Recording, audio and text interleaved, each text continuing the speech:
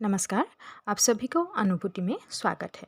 आज मैं पढ़ाने जा रही हूँ कविता रात हेमंत की, जिसको लिखा है गिरजा कुमार माथुर जी ने। तो यहाँ रात हेमंत की यानी कि हम सभी जानते ही हैं कि ऋतु हमेशा सहप्रकार के माने जाते हैं। तो उसमें से हेमंत का मौसम भी हेमंत ऋतु जो होते हैं वो बहुत ही ज़्यादा सुंदर होते हैं। तो ऐसे सुंदर समय में यानी कि ऐसे प्राकृतिक जो वातावरण है वो हमेशा खिल उठते हैं। और जैसे कि हम कह सकते हैं कि हेमंत के रात्रि में भी फूल खिलते हैं। और ये जो हेमंत की रात्रि होती है ये बहुत ही ज़्यादा सुंदर होते हैं। और इस कविता में हेमंत को एक स्त्री के रूप में माना गया है। जैसे कि प्रकृति जो है एक स्त्री ही होती है, और यहाँ पे हेमंत जो है एक ऋतु है, यानी कि हेमंत को एक लड़की के भांति माना गया है जो कि बहुत ही ज़्यादा सुंदर है और वो अपनी प्रेमिक के याद में खोई हुई है। और वो अपने आप में इतना ज़्यादा खो गए हैं कि वो अपनी प्रेमिका का इंतज़ार करते हुए अभी किसी खालों में खो चुकी है। और उनके प्रेमिक का नाम है बसंत, यानी कि बसंत के आगमन के साथ ही साथ उनकी जो हंसी है वो लौट आती है। और यहाँ कवि ने लिखा है कि रात हेमंत की, यानी कि जैसे ही रात्रि का समय होता है, हेमंत रात्रि का समय होता है, तो वो रात्रि जो होते हैं बहुत ही ज़्यादा सुंदर होते हैं। कामिनी सी लिपट कर अब सो गई है। तो जैसे कि काम वासना होता है। तो ये जो रात्रि है यानी कि हेमंत की रात्रि में क्या होता है, ये जो स्त्री की भांति जो हेमंत ऋतु है वो अपने आप को जैसे कि हम बाहें फैला के सोते हैं, तो वो क्या करते हैं, कामना वासना से लिप्त होके वो सो गई है। रात या हेमंत की, यानी कि हेमंत की जो रात्रि है वो बहुत ही ज़्यादा सुंदर होती है। और हेमंत के रात्रि में जितने भी पेड़ पौधे हैं या फूल हैं वो सोने लगते हैं, दीप तनबन उष्म करने से अपने कंठ की। और वो प्रेमिक के इंतज़ार में दीप तन बन अपने जो शरीर है, तन जो है, शरीर जो है उसको गर्म करने के लिए जैसे कि मान लो वो अपनी प्रेमिक के इंतज़ार कर रहे हैं और हृदय में एक दीप्तिमान यानी कि अपने हृदय को वो प्रज्वलित करती हुई रखी है, यानी कि एक आशा उसमें भर आया है कि उनके प्रेमिक आएंगे। और जैसे ही उनके प्रेमिक आएंगे यानी कि बसंत जैसे ही आ जाएंगे वो खिल उठेंगे। और इसी स्वप्नों को वो समेट के एक बिस्तर पे जैसे कि हम सो जाते हैं, उसी प्रकार हेमंत की जो रात्रि है वो अपने आप को बिस्तर पे लिपेटे हुए सो गई है।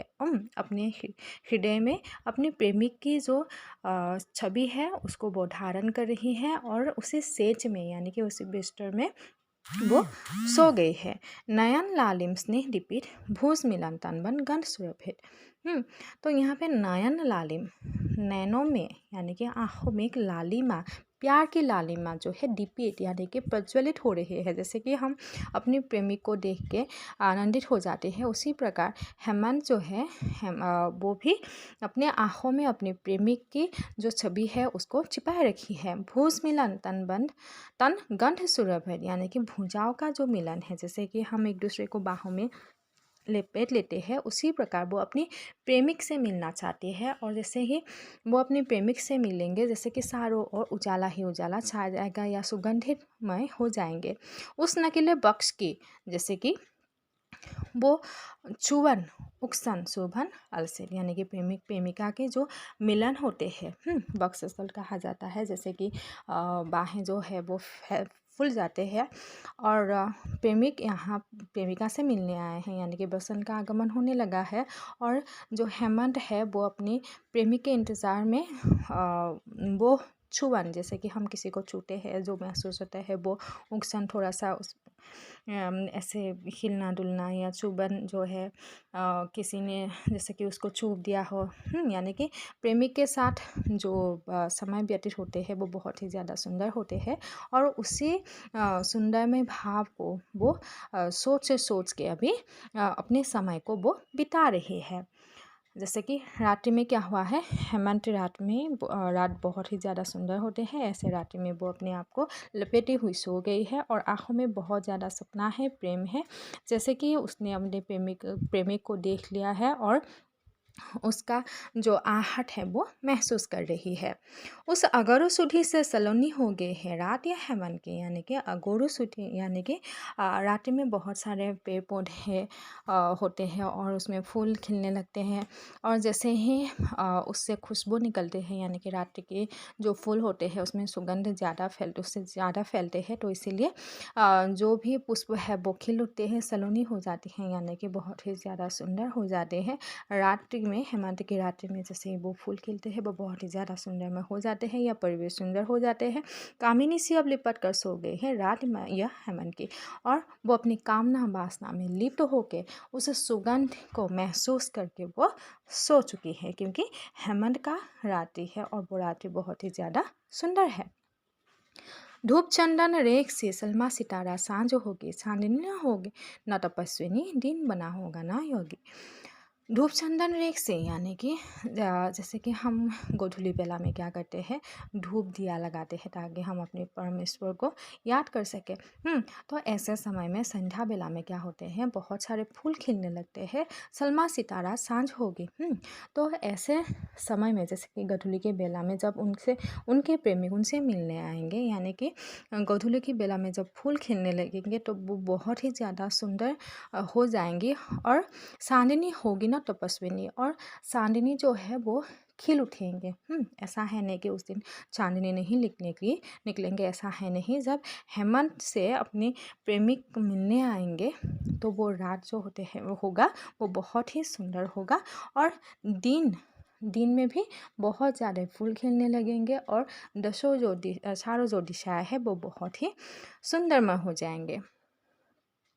जब कली के खुले अंगों पर लगेगी रंग छाप बसंत की, कामिनी सी अब लिपट कर है सो गई है रात या हेमंत की।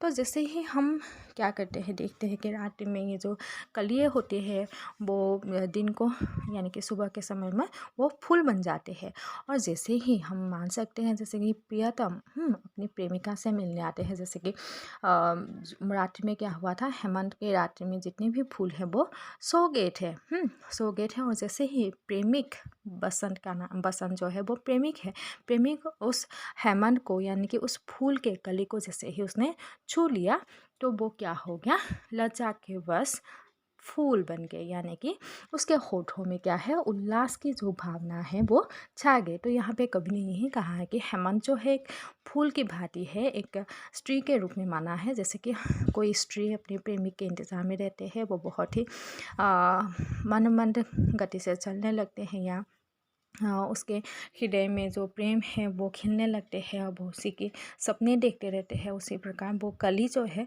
वो भी सपना देख रहे हैं, और रात्रि का समय जो है वो बहुत ही ज़्यादा सुंदर है, और ऐसे रात्रि में